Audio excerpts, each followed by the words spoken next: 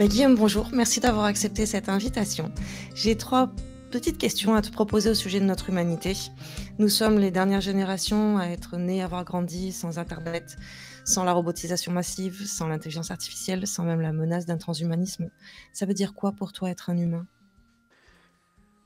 Euh, Aujourd'hui, être un humain, c'est entrer en résistance et en dissidence contre tout ce système justement où l'être humain devient anecdotique, il devient un problème et c'est entrer, re-entrer en résonance et en communion et retrouver notre sens et notre présence et notre dignité, notre raison d'être sur la terre avec tout le reste de la création et réaffirmer le, l'importance et la signification de notre présence. Nous sommes des créatures et nous faisons donc partie de la création. Il faut le revendiquer, mais être à la hauteur aussi de ce privilège.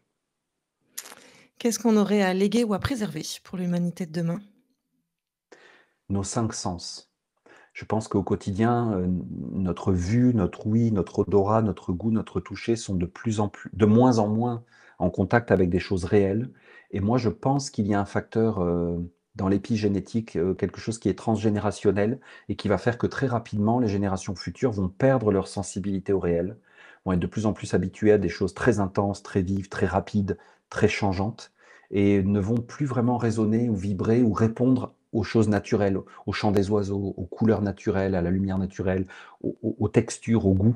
Et vraiment, il y a une sensibilité qui va se modifier dans le corps humain et qui va faire que le transhumanisme va être plus rapidement qu'on pense, je crois, possible. Et donc, cultiver nos cinq sens dans le naturel, ça va se transmettre aux générations futures.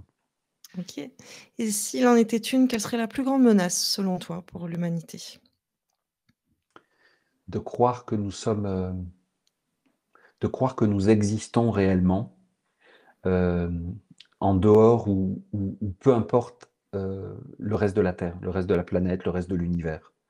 Et de croire que ce que nous faisons est tellement exceptionnel et unique, et que donc nous pouvons décider de notre destinée par nous-mêmes, et que nous n'avons pas réellement de compte à rendre à qui que ce soit, parce que nous pouvons fabriquer notre futur. Je pense que c'est une utopie totale et un grand piège pour l'humanité.